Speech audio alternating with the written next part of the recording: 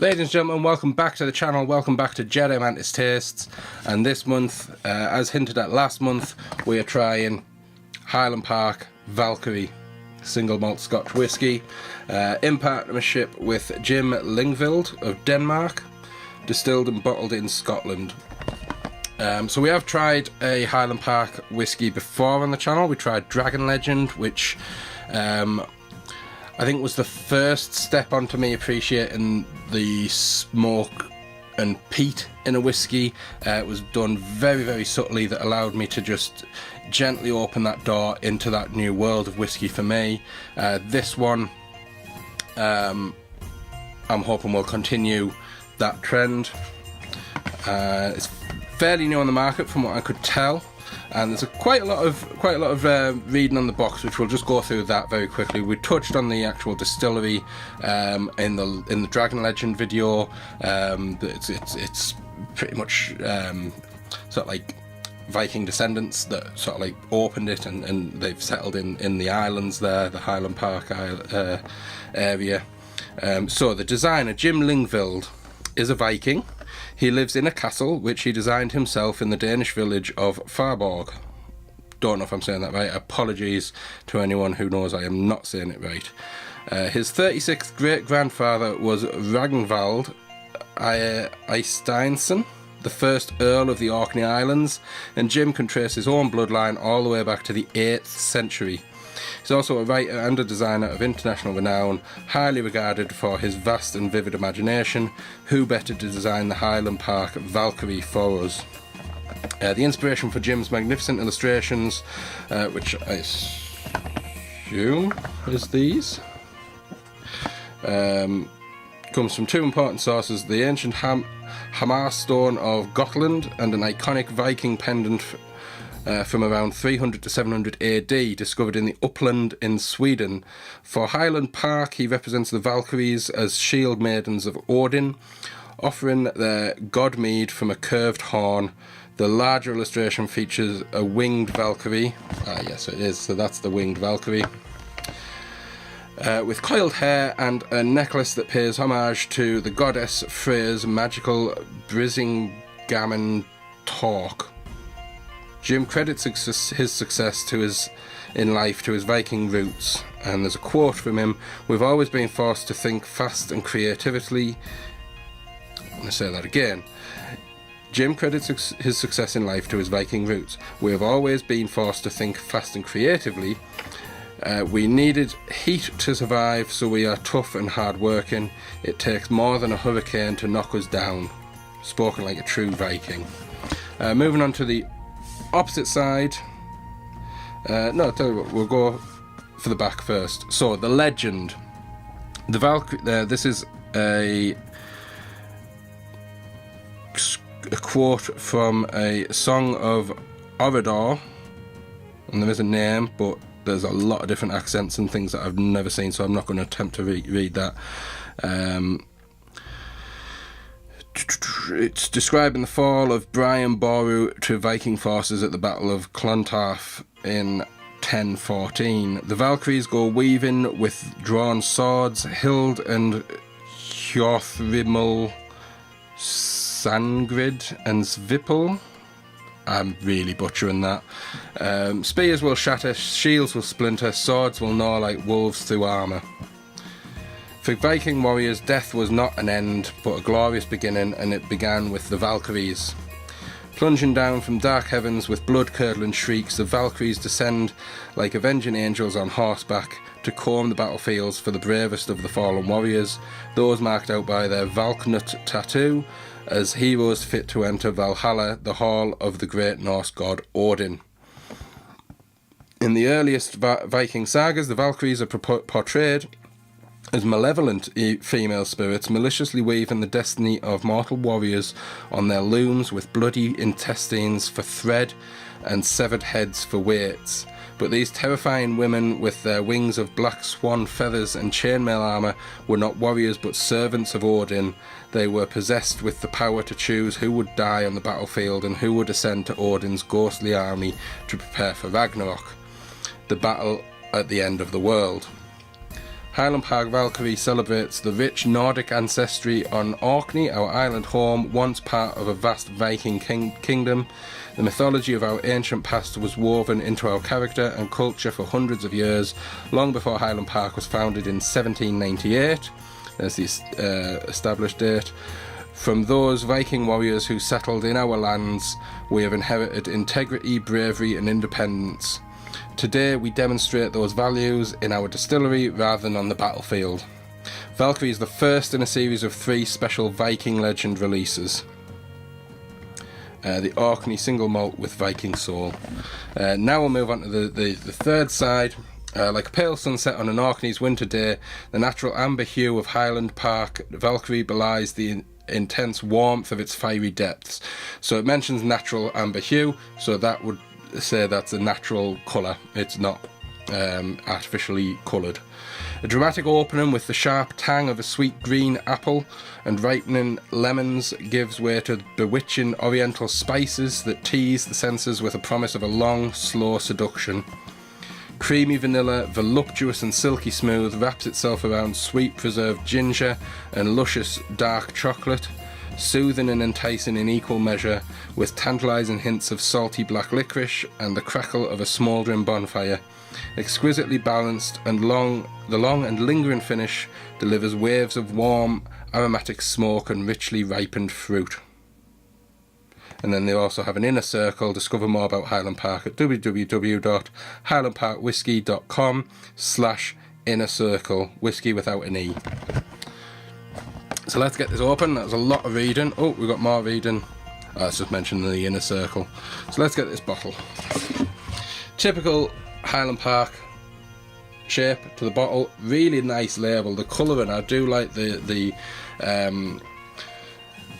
sort of like a burgundy. There's a bit of a relief pattern in there. The gold text and the illustrations by Jim Linkfield across the top. 45.9% volume, this one, so a little high. Open this up. And we're just getting the cork straight out. Get rid of that. So you've got on the top here the Orkney single malt with Viking soul, established 1798. Don't know if that'll come through. Kinda see that. Black bottle, so you can't see the hue of the amber hue. So put a little bit out. So yeah, it is light, but that's the natural colour. I'd have said more on the gold than the amber. To me, amber is a bit deeper. That's a more of a wheat germ sort of colour. Let's add that little touch of water. We need a little bit more this time,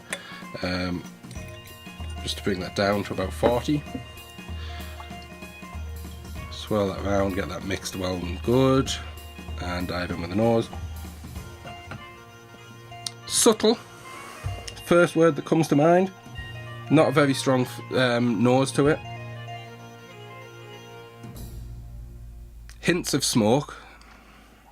And I did read when I ordered this one, it's a bit more peaty, a bit more smoky than some of the other Highland Park, but it says still balanced. First indication is that is true, because if that's got more in it than Dragon Legend, it smells a lot milder than the Dragon Legend.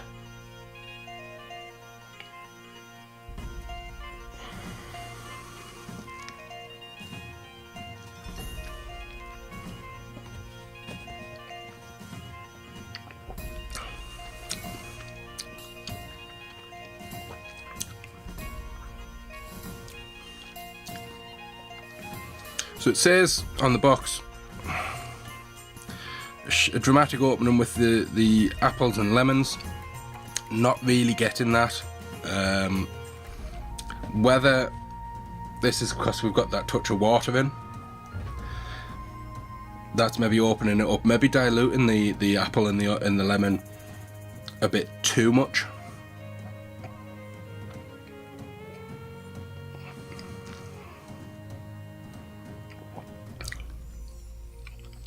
the hint of spice.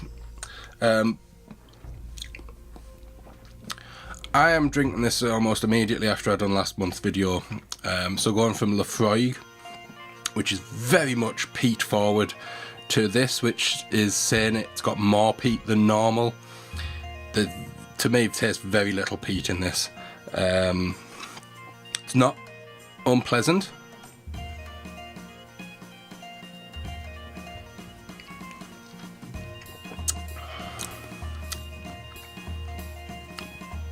But there's not a huge amount of flavour in there. And I'm hoping that that is because we've added the water. We're going to taste a bit without the water in a second. But there's a hint of the fruit. Now I've finished. There's a hint of fruit there, but it's very much, even the spice is quite subdued in this one. The smoke comes forward, not so much the peat, but there's a definite note of smoke to that. Very nice aftertaste, just a lingering warmth.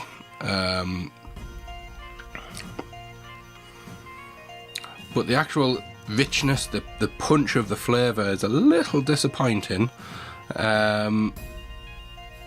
But let's, as I say, hope that that's just down to the presence of the water. So let's try a little bit now without that.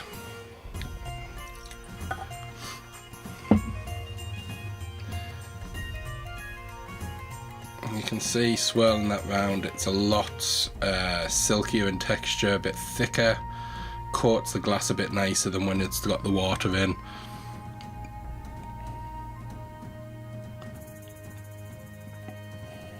Very little on the nose.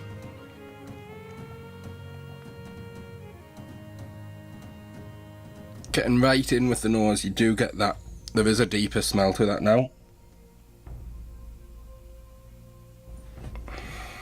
The spice coming through, sort of like just touching the top of the nose. Hint of the fruit.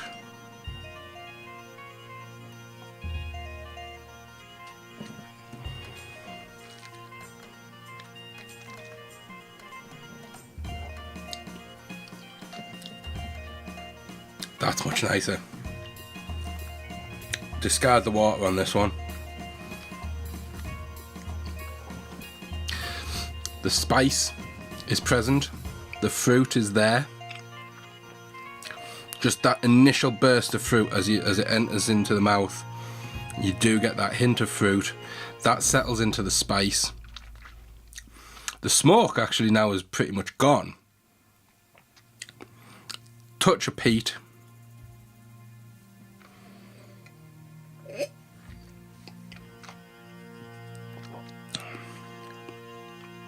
The peat's there as you swallow. I guess a little bit of the smoke's there as well when you swallow. That settles away quite quickly to just the warming of the spice caught in the throat. This is a nice whiskey. Definitely no to the water. You need to have this one without the water. I've never had a whiskey that was so different, where it's gone from being fairly disappointing, I'll not lie, with the water, to very, very announced without.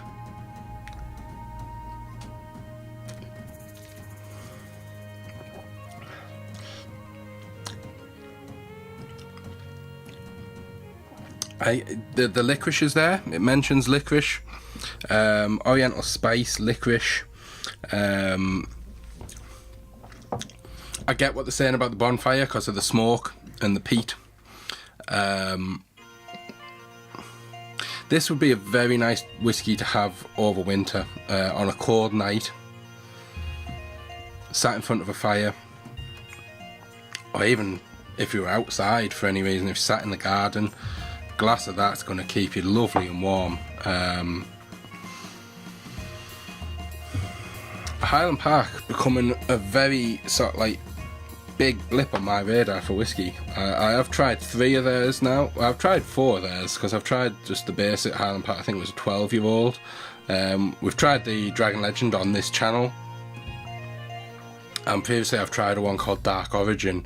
I wasn't as impressed with that because I bought that not being aware that they were peated. It was quite a few years ago I bought that one.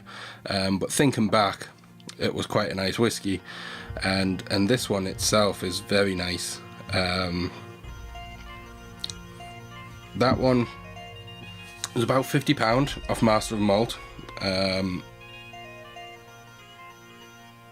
First in a series of 3 special Viking Legend releases. I'm going to be keeping an eye out for the other Viking Legend releases. A lot of theirs have the Viking names to them. I've seen they've previously, I think they've had a Thor and a Loki.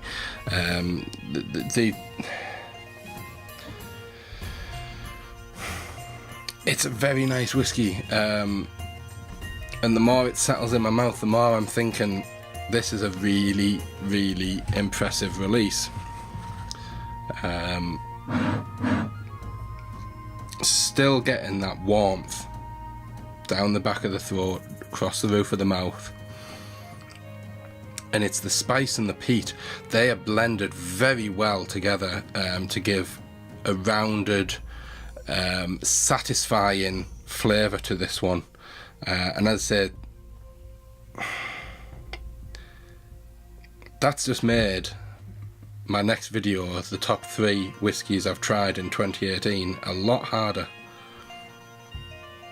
That is worth trying. Hunt that one out. You might find it in certain supermarkets, but I found it on masterofmalt.com. I'm not sure whether I got it when it was on offer. I did buy it around Black Friday, but I don't know if I got it on a Black Friday deal. But it's worth tracking down. Valkyrie by Highland Park. And that is the final whiskey of 2018. We will be back in 2019, where we'll be starting again with another year's journey into various whiskies. Let me know if you've tried this one, or if you plan to try it. If you've tried any other Highland Parks, let me know what you think of them. Any recommendations of what you would like to see me try in 2019, drop them down below as well. Give the video a thumbs up if you enjoyed it, and I will see you later in this month for the year in review. Thanks very much guys, cheers, see you next time.